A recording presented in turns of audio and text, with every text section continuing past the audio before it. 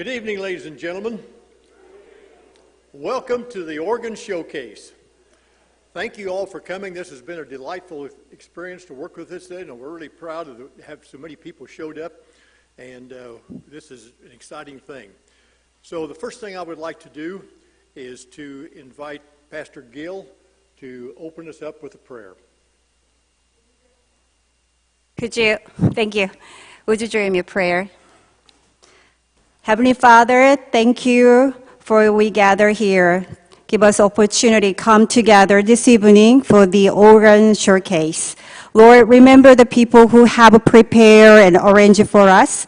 We give you thanks for the gifts of music, and we ask for blessing upon everyone here today, especially Stu, who has worked hard for us. Bless his performance. Please guide his heart to use his gift to glorify your holy name. Let this music be a witness to your majesty and love. It reminds us that you are always watching and listening from your throne above.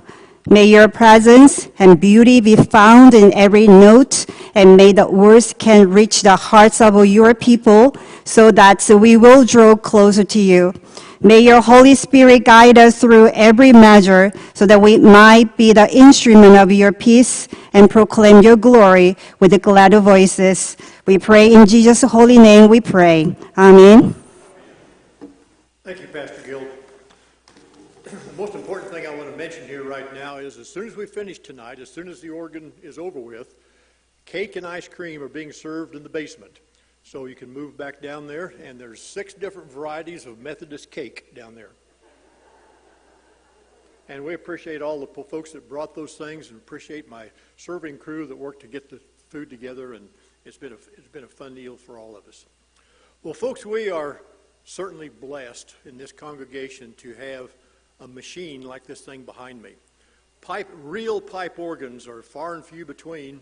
Real pipe organ players are even farther and fewer between.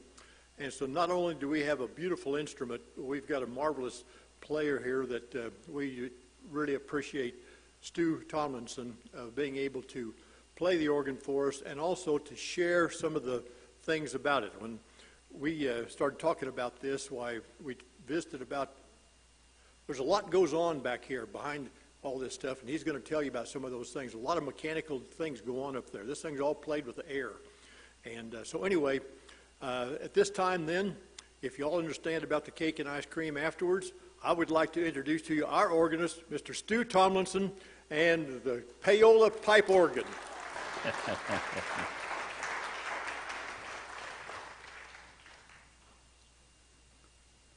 Yeah, thank you all, and appreciate you being here to hopefully appreciate what we have here. This is somebody invested something wonderful back in 1979 to make all this happen, and it's really nice to be able to showcase what a special instrument this is and how big it really is for a church our size. And one thing I'd also like to say is this isn't an organ recital. It's not an organ concert. This is it's an explanation of the instrument, and I'll demonstrate that through 9 pieces. That's all I'm going to play. But I'm hoping to show the variety and the instruments on this thing through those 9 pieces. And I'm hoping there's a lot of interaction. And sometimes I might need a page turner. And people are afraid to come up here. They're intimidated by this thing, but they shouldn't be. And if somebody would like to come up and try to play this thing at the end, I'll be glad to sit with you and let you have a whack at it. But it'd be fascinating for you all to come up and see what the stops are and exactly how this one instrument works. So, not a recital. You're going to hear me practice, which means I'll sing the words a lot of times. I might stop and pause. If it was a recital, I'd have it all figured out. I'll stop and pause and maybe have to reset some stops, and you'll hear me go through that thing, and hopefully I don't mumble to myself when I'm doing it. So you'll hear me practice. If something doesn't go right, I'll stop, start over, and reselect some stops and start again. But that's exactly how I practice. So. If you find it impossible to lose weight. What's that? Oh. So, I think can we start off with the Richard Elliott? Yes. Here's what I want to show you. This is probably the greatest organist in existence today. He's the principal organist at the Salt Lake Temple Square, and this is one of the largest pipe organs. And once you see this, it'll all be downhill the rest of the evening. And he is a hot rodist, boy. He just all feet here.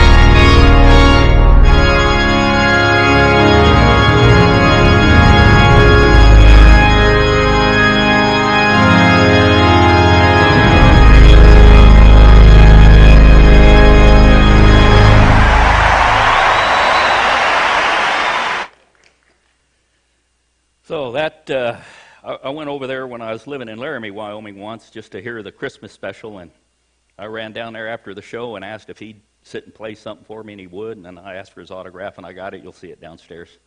But tremendous organist, does everything by memory, modern music. He's a hot rod organist. He'll interject a little bit of rock and roll right in the middle of the service and get people really interacted. He goes quite often to Macy's over in Times Square in New York City, and he's a great theatrical organist and can play, like I said, modern music, anything. He's really gifted. So anyway, like I said, it's downhill from there. So, but we're going to have some fun tonight with this, and I think Joel's resetting the deck here. Okay, so what I thought we'd start off with is just some photos at first. And James was, and that's another thing. I got Joel and James, and there's so many people that went into making this thing possible tonight. And just thank you for your help. And Shelley, where's Shelley? Yeah, so many times I set her out here, so she's my stop setter. Does that sound right? I can't hear high pitches. So she'll sit out here and tell me, no. And so will my wife, Tess. So I appreciate them a lot making this possible as well. But this organ has 3 divisions, a pedal, great manual, and a swell manual. So 2 manuals and a pedal division. And they're housed in 2 chambers. And the first chamber is this one here. It's called the grate. There's no volume control. This is wide open. So when I'm playing a pipe there, what you hear is what you get. And I can't control the volume. It's just what it is. The second chamber is back here. And I've got the light on back there so folks on this side can see into there a little bit. But this chamber is big, if not bigger than this chamber here. And that's called the swell division. So the swell division has all your that's the heart of the organ. This is the foundation. That's the heart. Here's where all your instruments reside. It's in an orchestra. Your violins, your trumpets, and you can do different combinations to mimic other instruments with this. And then it's got big Venetian blinds here. They're big old wooden shutters, and they open and close, and I control that with a pedal, and that's where I get some volume control. So I can control the volume here, not here, but I generally pit those two divisions together to create what I am trying to do for the congregation. That wood pipe there, that's back in the wooden ones you see up there, that's back up in here. That's next slide. There's your trumpets. The trumpets reside back in the swell chamber up in here, and that's going to be an 8-foot pipe there, and there's not enough room where it's at, so they bent the pipe. It doesn't say it has to be straight, it's just got to be 8 feet long. So that's what gives you your pitch on the organ. So there's your trumpet ranks. This shows, this is going to be a diapason. It's another instrument. You see the caps that are on top of here? You can also see the caps on these pipes here. The little caps, they slide up and down. That's how you tune an organ. Tuning an organ is a painful experience because you just sit there and one pipe at a time. It takes several days. But these caps right there at the top is how you tune it. Okay, next slide. Still looking back in the swell chamber, the wood pipes are a flute there, and then you're seeing your trumpet in the front, and behind the wood pipes, back on this side, that's going to be your strings. So that's going to be some violas and violins sitting there, and those reproduce sounds just like a string. And in a way in the back, you can see the chimes back in there. Okay, next slide. Here's a big blower sitting here. We'll see a picture of it here in a second. That blower's maybe 10, 15 horsepower, but a lot of pressure and a lot of volume. So it's got high volume, high pressure. It goes into several equalizer boxes that have springs, and that's leather gaskets in there. And as I press more and more pipes and more air goes up, it has to equalize the air underneath these pipes. And those big boxes jumping up and down keep the air pressure equal under all of the pipes. Okay. There's the chimes. Little hammers up there. Okay. So here's little hammer actions up here. So when I select the chime stop and hit that, you can hear that's coming from the swell division, and little hammers are activating, hitting those chimes right there. Okay, next slide. This is these cone tops. These are called hybrid stops. They're not anything of any instrument. They're an organ pipe that produces a very weird sound. You wouldn't play it alone,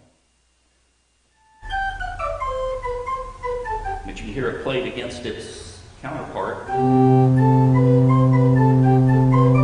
If I played a hymn with those stops selected, you guys wouldn't be here very long. But those hybrid stops allow me to use those stops with some other stops, and I can reproduce the sound of a bagpipe, of an oboe, maybe a trumpet. So you can use those hybrids to create a kind of variety of things. These in front are going to be your strings again, some violins. Okay. Nice flute rank sitting right here. Nice wood flutes. And when you go back down for dessert, you can see some of those. I got some pipes laying out there, and I can take them apart and show them to you. Okay. There's the shutters. These big old pieces of these boards run the length of from about here up to here. And they've got weather stripping on the edges so that when I shut them tight, you're really keeping all the sound back in there. And it's activated by a big arm here that I control with the pedal. It's down there that I can open and close those shutters to get the volume I want out of this swell division. Okay. And what are we looking at here? Again, we're back in the swell. Got your trumpets here. That's a trumpet's a reed. Saxophone, trumpet, oboe, those are all reed instruments. And when you take those pipes apart, there's actually a tongue in there that vibrates and moves back and forth to produce the sound. And those are called reeds. Okay? String division, violins, violas.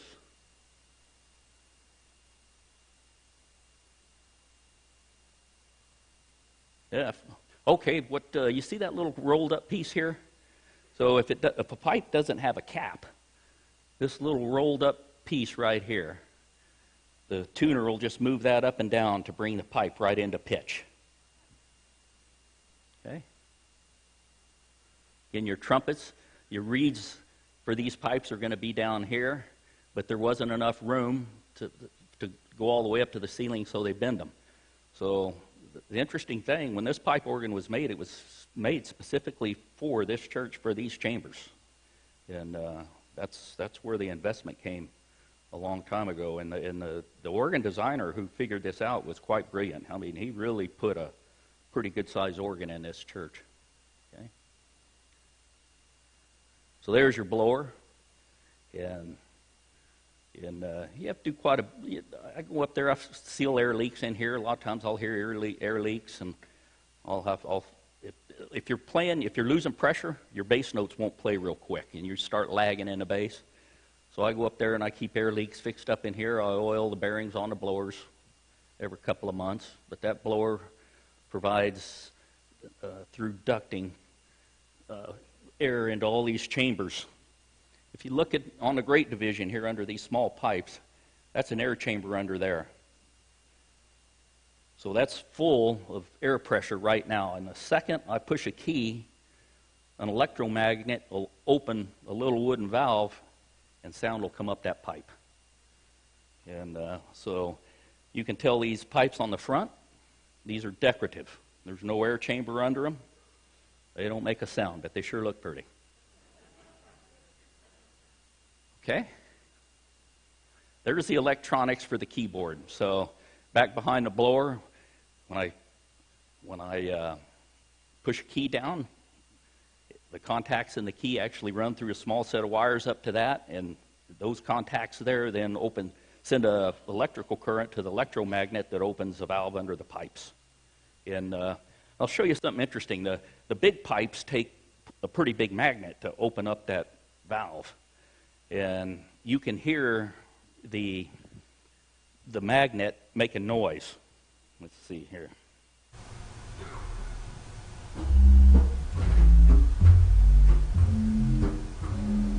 Can you hear that clicking?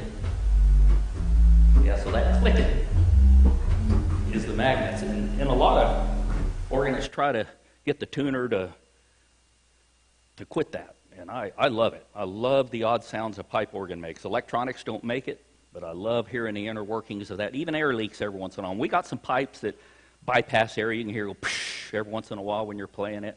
And those are the oddities of the organ that I love, and that's what makes it the unique instrument it is. Okay? So this is going to be a Gims horn. It's in the Great Division, sitting back behind these pipes here. And a Gims horn is a combination between a horn and a flute. It's kind of unique to an organ, so it's mainly an organ pipe. Okay. And there's some principles. Now, principles are just big, hefty sounding notes, and they're not specific to any instrument other than an organ. And those create the foundation for the organ, which is your basic hymn playing pipes that you use. You can see some of these little pipes in here get down to about the size of pencils.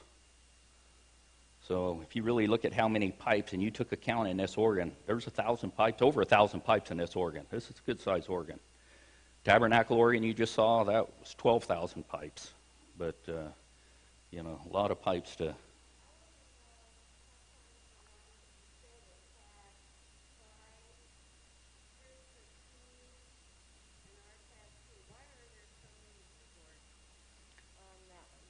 Why are there so many keyboards? Okay, that's a good question. So, like, we got 2 keyboards here, and we got 2 chambers. So when you look at a pipe organ that's got 4 or 5 manuals, then you're going to have a chamber sitting back up in here.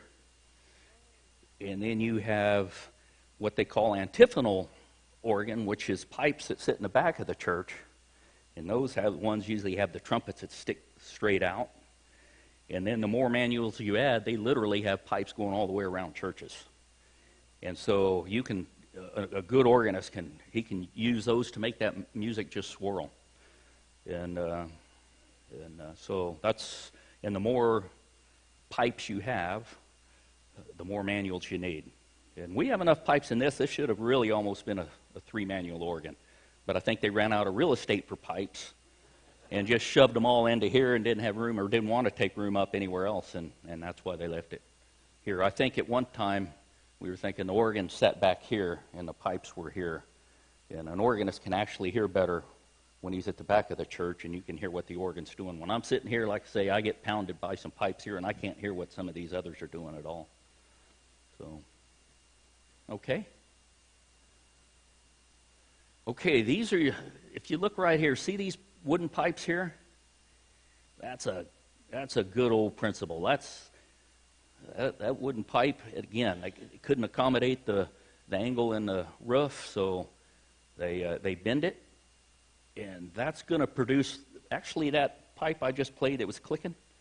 It's called a sub-bass 16. So that pipe's only 8 feet tall, but when you plug the end of it, it gives you the same effect as a 16-foot pipe. So you can really start getting a lot more pipes in a smaller area by capping them. And to tune them, you take that handle and you slide it in and out. And that's how that works. Okay?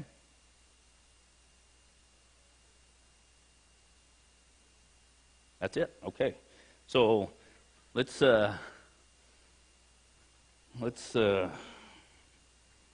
a little, go to that. I have some information I put up here on the introduction. Like I said, this is an informative session that allows me to make mistakes, start over again. It lets you ask questions. Thank you for asking a question. That's what we want to do. We want to have people that understand the instrument. If people want to come up here while I'm playing and sit here or come up here, you're welcome to. We're going to learn how to listen to Bach. Bach, you know, the average person, Bach is, boy, that's a complex thing. But it's pretty simple when you break it down. We're going to cover that. We're going to learn how to mimic instruments. And we're going to sing some hymns, just 2. But hymn playing is a whole different type of organ playing than playing for a concert. And we're going to cover some hymn playing. Now we'll go to the next slides about our Miller pipe organ. It's small. Yes, sir, John.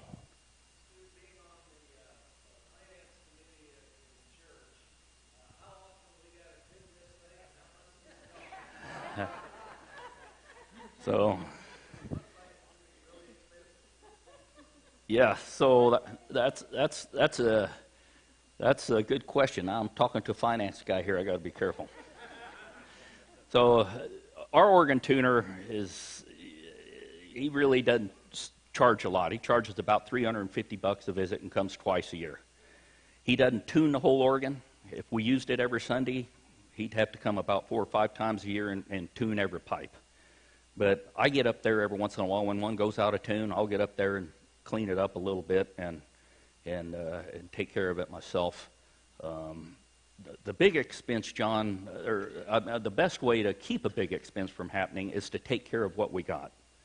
And once you let these decay, let the rubber get bad in them, don't keep your climate control, keeping the church heated and cooled. You can set the temperature up and down, but just keeping the humidity out of it is the biggest thing for maintaining a pipe organ. We'll get into the cost if you really have to do some work here in a minute. So the best... Oh, yeah. And a full tune-up would be a guy in here 5 days. That would be, if you really had to go through a full tuning on this organ, it'd be several $1,000s. Okay? And let's see here. What else do I have? I already talked about the Great Manual here. This organ has 17 ranks. So if you look on this thing right here, those white knobs represent an instrument. They call that a stop. And each stop represents a rank. So each rank is an instrument. And we have 17 ranks, and 17, so that means 17 instruments. Now, each manual has 61 keys and the bass has 33. So you start thinking about how many pipes that is per rank. But 17 ranks is a pretty good size organ. Most churches our size would have maybe 6 to 8. Big one with 12. We got 17. So they really, back in the day, Lonnie was telling me that it really created a big angst amongst the finance people when they built it. And but they didn't go cheap. And Lonnie told me the price was over $50,000 back in the 70s. And to replace this organ today would be, if you had to replace it, it'd be $350,000 without even thinking. So the message is take good care of it. So, yeah, and you look at the average cost of a rank, like it's, we're saying 17 ranks times $15,000 to $20,000. We got a pretty special instrument here that somebody invested as a heck of a gift, and we got those saints to thank. Air supplied by that blower, I think you saw that. We talked about the climate control. Okay, next slide. Organ lingo. Okay, each rank is a stop. And explain the 61 pipes for all the keys on the manual. I've got one stop here. We can't find parts on this. We have to go to eBay. So I find stops that I don't want to use, and I take the parts off of it and put them on pipes I want to use. So here's a stop that is not that's not in use, and that's why I could pull it out. But you can pass that around. But that's what a stop looks like. And if you notice, it's got an 8-foot mark on it. So now the organ, to select these stops, I can either hand pull them, which I prefer to do, or I can take these little round buttons underneath the keys, and those are called pistons. And I can set various stops for each one of those pistons, so when I'm playing along and I want to change stops, I can just hit those buttons with my fingers as I'm playing. And if I can't hit them with my fingers because I'm busy, I've got the same thing as toe studs in it over the pedals, and they're big old metal buttons I can hit with my foot, and it does the same thing as these pistons. So these are couplers with little gadgets at the top. So easiest way to explain that is if I pull out a stop, these stops here are for the swell, stops over there you see are for the grate, and these stops here are for the pedal. Well, if there's an instrument on this swell manual, but I don't want it on the swell, I want it on the grate, I can come up here and couple it, and I can couple the swell to the grate. So if I'm really pull out all these stops and I've got the swell coupled to the grate, then I can play up to 500 pipes at one time with my 10 fingers and 2 feet. So that's how you start getting the magnificent sounds out of organs. All right. What's the next one here? Organ lingo. There's an expression pedal. I explained that already. There's a sforzando. This makes me think of James. James Hudson is always busting my chops for opening this baby up. And it's not conducive to worship service if you really open it up. But tonight, we're going to hear sforzando, and that's full organ, that's pull out all the pipes. And that's where that statement really came from. Pull out all the stops means give her all you got, huh? So we're going to have one little piece that we'll hear sforzando with all the pipes pulled out. There's a general cancel piston, so if I'm playing along and all of a sudden I need to kill everything, I can hit that bottom button and it just kills all the stops on the organ. Cipher. I had one the other day. I've never had one in service here. A cipher is when a pipe gets stuck, and generally when one gets stuck, it's a big old trumpet bass thing that's just obnoxious. And as you're playing along and the organist is frantic trying to get that pipe unstuck, the congregation is looking around going, man, something ain't right here. And then the organist has to get up, go back up in the chambers during the service, and put his hand over the pipe till he finds the one playing and pull the pipe and set it aside, which then usually ends up with a standing ovation. All right, what do we got next here? Each pipe has a voice, so you got a pitch like on a piano. So a piano's got one voice, it sounds like a piano. But a pipe organ has a pitch, and it's selected by a pipe being 2 foot tall, 4 foot, 8 foot, 16, and 32. And then you got these mutant pitches, which I just played a while ago, that help you make special instruments that you're trying to create. But these create your pitch, but then we got to talk about a voice. And the instruments on our organ include trumpets, oboes, violins, violas, various types of things. Tonight I'm going to try to imitate bagpipes on a song, and I'll see if you guys can pick that up. But I'm going to stop right here. Tess forced me last night to kind of change my program, which I don't like to do. A couple of years ago, a pretty neat lady asked me to. She said, "Do you take any requests?" And I said, if it's not too hard. So anyway, that couple had this song played at their wedding, and they're here tonight. And I'm going to play this song for them right now, and then I'll continue with this in a little bit. But you'll hear a couple of violins, and then in the middle of the song, it'll go to a single violin.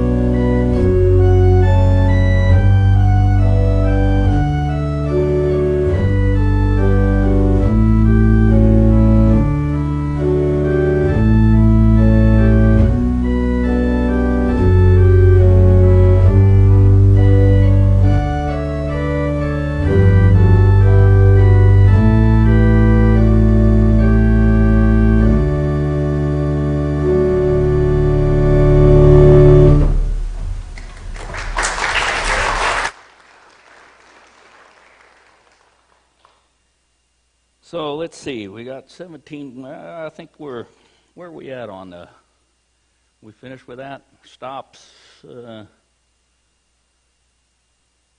Yep, here's a question for the audience. When a piano goes out of tune, it goes flat. When an organ goes out of tune, it goes sharp. How would that happen? Anybody want to guess? I see Glenn already thinking.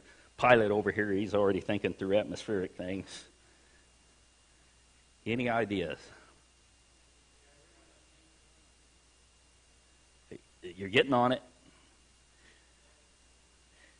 So if you think about it, a piano string is under tension. And when it starts going out of tune, it loses its tension, so the cable gets longer. So the longer it gets, the lower the pitch. So as it loses its tension, the string gets longer, pitch goes lower, which is flat. If you look on this organ here, these caps that you tune the organ with, they're fighting gravity. So that cap will start sliding down and the pipe gets shorter. The shorter the pipe gets, the higher the pitch. So that's how an organ goes sharp and a piano goes flat. Piano is an 8-foot pitch. That's all you got. Organ, like I said, you can select 16, 8, 2. Some organs have 32-footers. Those are beautiful. Sounding board for an organ. So a guitar, the sounding board's the little cavity there, right? Sounding board for a piano, it's under the lid, right? Where's the sounding board for the organ? It's the building, it's the roof. So when they originally built this building, this roof was designed for an organ. And the angle and the pitch would just fill it up. What people don't realize later on, they come up with an idea, boy, wouldn't the church be beautiful carpeted? Once you throw carpet in it, it really absorbs the sound. So there's no sustain. Like a piano, you can hold the sustain pedal and that noise will keep going. The second I let go of a key on an organ, it's dead. And so when you start adding carpet and all that, it impacts the sounding board, and I have to start playing the organ with, like, it's more sticky keys, and I got to keep the sustain with more like a sticky finger approach. Okay? Yep, big pipes make low noises. Small pipes make high noises. Okay? Playing a hymn. So a lot of folks need to understand when you play a hymn, you can't just say, well, we're going to sing 3 verses and you just play it 3 times. That's not how it works.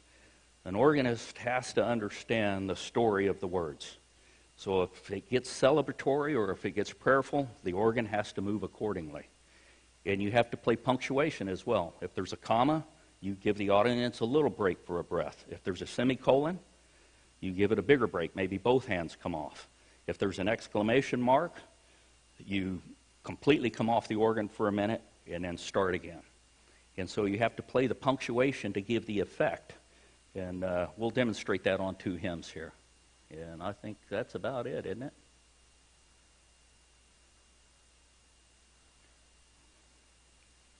Okay, so it's time to get to work. We're going to start off with Bach. Bach was 1885 to 1750, greatest organist that's ever lived, and nobody surpassed him yet. They used to have organ concerts in Europe, and people would come from Italy and France to compete with him. They had organ contests a lot, and a lot of these guys, they'd hear him practice at night, and gone. They wouldn't even show up for the concert. And that's how great of an organist he was. With his music, he never wrote any expression or volume. He just left it up to the organist or the orchestra to figure out how it should sound. And all modern music really comes from Bach. He was the one that really put the architecture of music together. And man, if you listen today to Chicago or ELO or Elton John, Elton John's a tremendous classical pianist, but you hear a lot of the Bach overtones in a lot of the modern music that we have today. And after he was kind of a character too. He was a comedian actually, and he was always kid around with the audience. And people after an organ show would generally say, "How in the world do you do that?" He said, "That's pretty easy. You just hit the right note, the right time, and the organ does the rest." And one time, one of the organists was asking him. He was very good with his feet. And the organist said, "Man, how do you move your feet that fast? And I don't know how you do that. What kind of shoes do you use?" And he said, "My own." So I'm going to show you these funny shoes that an organist wears. They're thin on the bottom so you can feel the notes, but the heel is high enough where you can bridge 2 pedals. You can turn your foot sideways, and I can hit 2 notes at one time, one with a heel, one with a toe. I can do it with both feet. And like I said, playing 4 notes at one time, it's like having 4 more fingers along with the 10 you got. That's why an organ can get so grand. So anyway, so now it's time for me to be quiet and do something. So this is going to be a prelude and fugue. And I'm going to do the prelude first, not say anything about it. I'm just going to do the prelude, and then I'm going to stop and explain the fugue before I get there. But here comes J.S. Bach, Prelude and Fugue in G minor.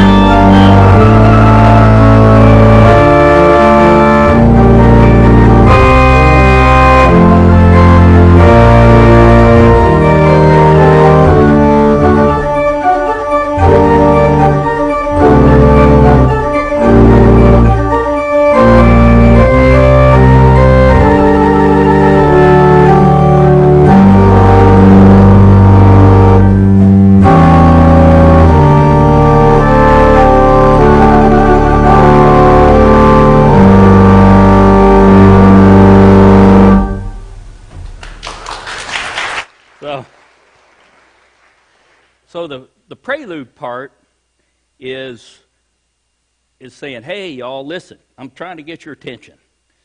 So that's what he's doing with the prelude.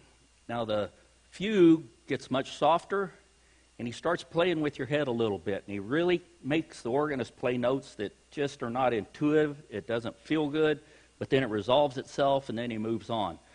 But a fugue is a very, very simple melody, and it's just played all over the place. So Bach gives you a hint of what you're going to listen for, and it's a very short melody. Listen here.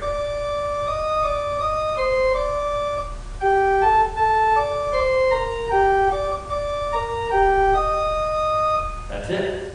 But now you're going to start hearing it all over the place. You're going to hear it in the left hand, upper manual, lower manual. You hear it in the feet. So it again, it's this. Now listen in the left hand.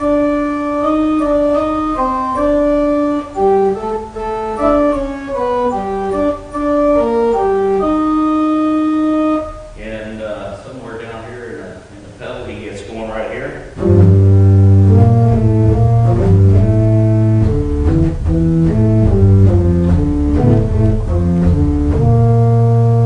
So if you'll start listening for those themes, it'll just repeat itself all over the place.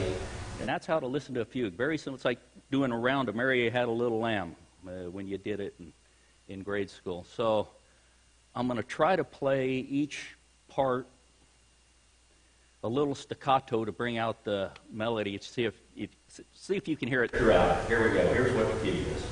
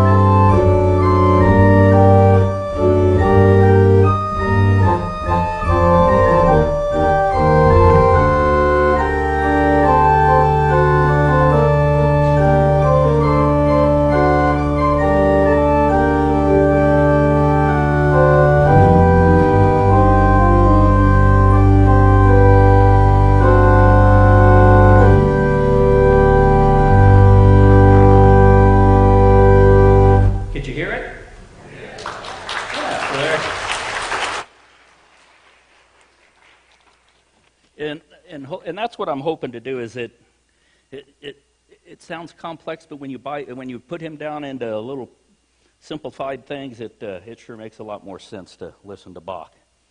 Next guy is Henry Purcell. He was an English organist at Westminster Abbey in 1680. Another tremendous organist who wrote in the 17th century, trumpets were popular, and they were really coming out as being the thing. He wrote a lot of things for the organ and for the church, the theater and concerts. And the trumpet voluntary I've used in weddings, and I've used it when district superintendents and bishops would come to town. So as I'm playing this, think about the choir processing, coming up and going into here, and then towards the end of it, the bishop or district superintendent, he or she pauses, and then the trumpets come out, and up they come. If it's the case of a bride, all the bridesmaids come up, the groom party comes out, and then, boy, at the last, when that trumpet comes on, you give her the nod, and she starts processing up the aisle. So think of this as a very celebratory piece, and we'll see what this does. So I'll tell you what, as I'm pulling the stops here, I'll tell you, I don't know if you guys can see them, but I'm going to go over here to the swell division where the trumpet is, and I'm going to select a flute and a string and a hybrid stop and an oboe and another hybrid stop and a flute, and finally I'm going to pull this special stop called a sub-16, which plays everything I just selected and the octave below it. So I've selected all these stops plus the octave below it. Up here on the couplers, I'm going to do nothing. And pedal division, I'm going open diapason, have wood sub-16, and a flute, and on a grate, a flute, and a Gims horn, and a big foundation stop. So let's see if I can pull this off.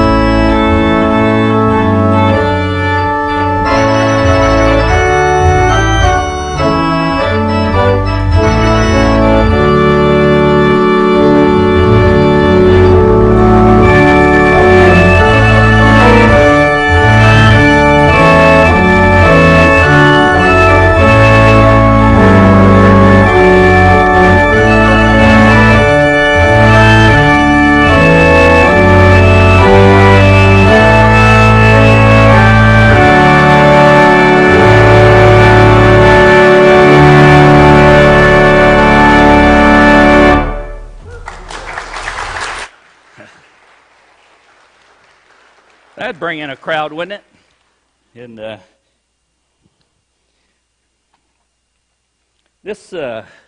go to a modern organist here, John Spong.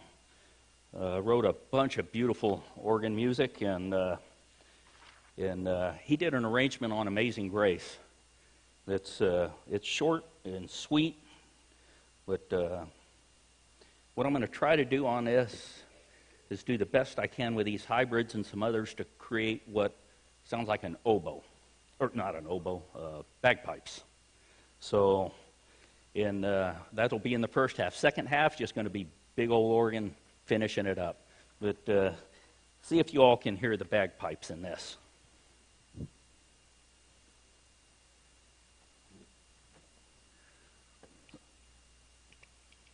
So what we'll do here, pull in some stops. We'll pull sub and a pedal and a bass 8 on a swell. We'll do a flute and a nassap, which is that hybrid, and an oboe, and then a super 4, which takes everything an octave higher. And I'm going to see if that gets close enough to your guys' imagination. Couplers, nothing here. On the great, we're going to do a flute and a little horn and an octave pitch on it. So here we go.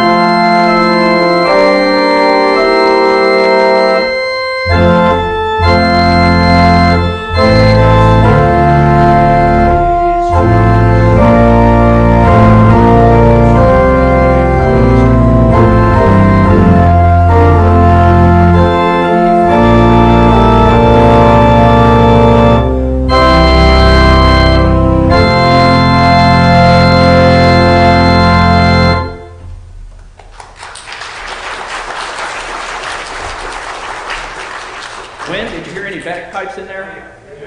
Okay. Couldn't do anything on the organ without talking about good old George Frederick Handel. He again was a famous organist. He was a German-British Baroque composer, around the Bach time as well. Did a lot of stuff for the organ and concerts, and he's most famous for Handel's Messiah, right? So this man was so talented, he wrote the entire Messiah in 23 days for all the instruments of all the instruments in the orchestra, plus the organ, plus the choir, and did it all in one, in an office, not around any orchestra. And so he heard that in his head and wrote it. This piece I'm going to play by Handel is called Arioso, and it's going to demonstrate the function of the swell. You'll hear the swell retreat and get real quiet, and you'll hear the swell come out and sound pretty powerful. But it just gives you a good example of how the heart of the organ, being the swell, can be established through the swell ranks in the expression pedal.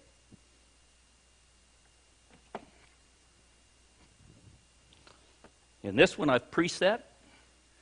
So it's all I have to do is come up here to this piston 3, hit it, stops come out, I'm ready to go.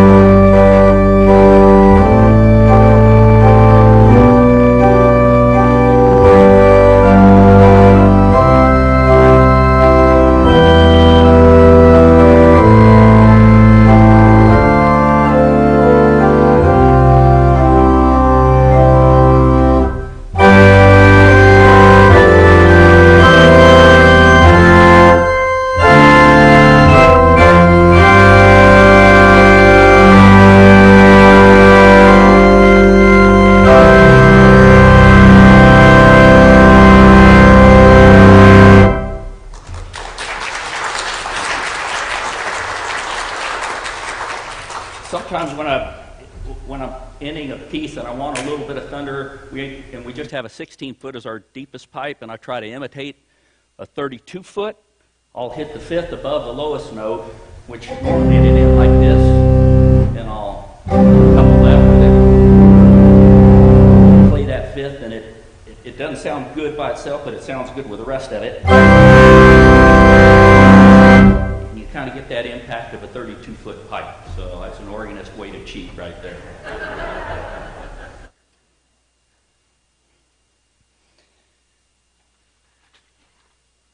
This next piece is a pretty fun piece, again, written by a modern organist. His name's Gordon Young.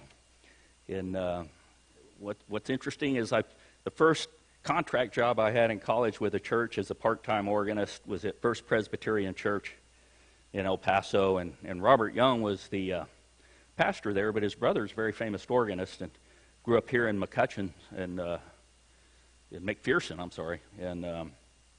And then moved all over the U.S. as a great organist. And so anyway, being that his brother had that church, he decided to give an organ workshop there. And I had to play this for Gordon Young, who wrote it.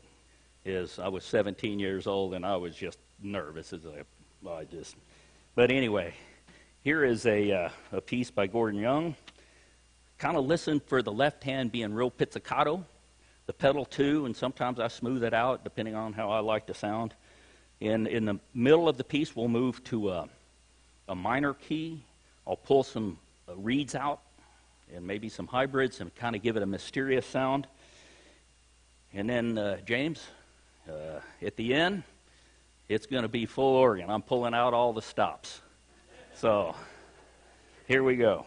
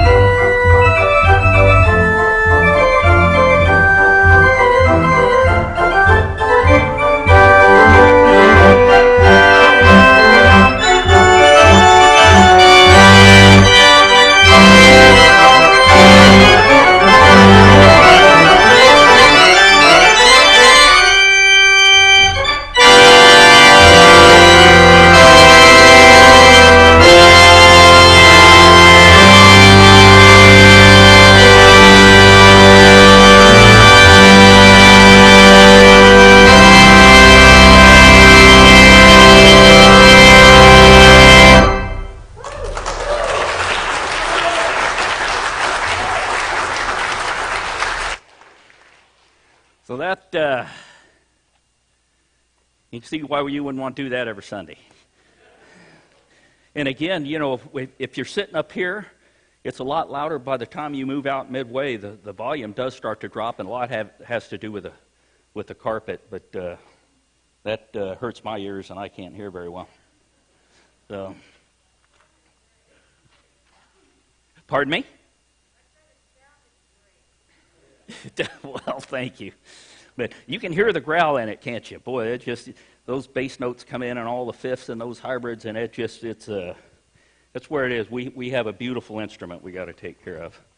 So what I'd like to do next is talk about hymn playing a little bit, and I'm gonna do In Christ Alone. It's a modern hymn written just a few years ago, and the two guys that wrote it thought it wasn't very good and threw it in the trash, and the wife had enough sense to pull it out of the trash and make a song out of it. And it's very much an Easter song. You hear it sometimes at communion. But the first verse I'm going to solo out. So you see the two manuals. I can play a hymn all on the lower manual, or I can solo it out and do a solo on the top manual. But what I'm going to do is something a little different here. I'm going to play the accompaniment on the grate, the lower manual, and I'm going to play the melody in the foot. So feel free to sing along. In the first verse will be soft and be played with the melody in the foot. And the second one, I'll just do an organ register, play it on the grate manual. But we'll sing the first and fourth verses. Please sing along with me and really listen to these words. They're just powerful.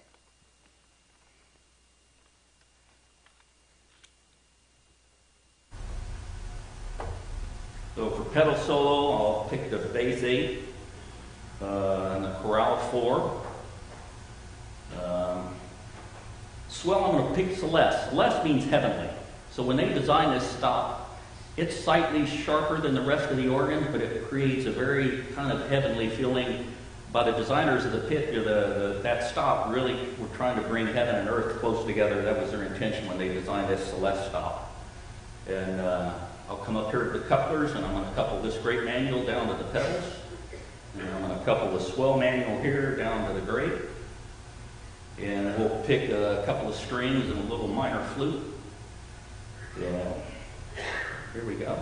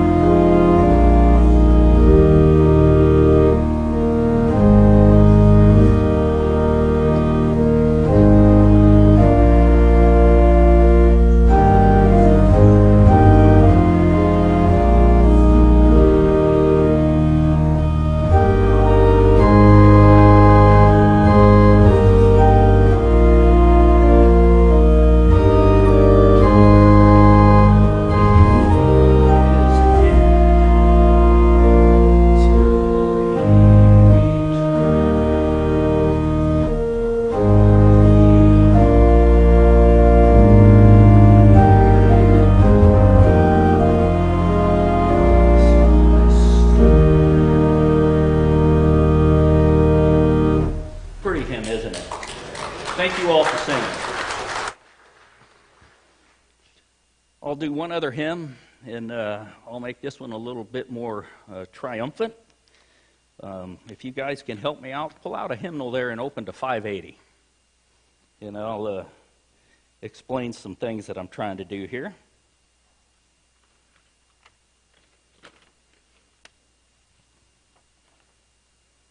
The hymn is Lead On, O King Eternal. And I think what I'd like to point out is in the first verse on stanza 3, if you'll go down to that third stanza, you see where it says, through days of preparation, thy grace has made us strong. There's no punctuation, it's just straight. I'll play that very smooth. But look at the words right below it. The second verse, third stanza, for not with swords loud clashing, comma, nor roll of stirring drums. Well, we're talking about something getting ready to happen here, aren't we? And so you'll hear in the bass that I'm starting to celebrate a little bit. And when we get to the end of singing the second verse, pause with me and I'll modulate. I'll go from the key of D flat to the key of E and kind of lift this thing up. And we'll go full organ. And when we get to that third verse and the third stanza, thy cross is lifted o'er us. See the semicolon? Poof, boy. You got to come up off that organ and crush those pedals. And that's going to give, I mean, if you think about those words, the cross is lifted o'er us, we journey in its light. Whew, that better be a celebration. And that organist needs to do that. It's up to him to get that congregation moving on that point. And on the, go down to the last stanza at the very end where it says, the crown awaits the conquest, semicolon, lead on, comma, oh God. I'm going to put a comma there even though it's not written of might, which will sound like lead on, oh God of might. And so an organist really has to play the words to create the story, and the organist has to play the punctuation. So I'll give a little brief introduction on this one. We'll do all three verses. Give me a little break there after the second one. We'll change keys and have some fun with this.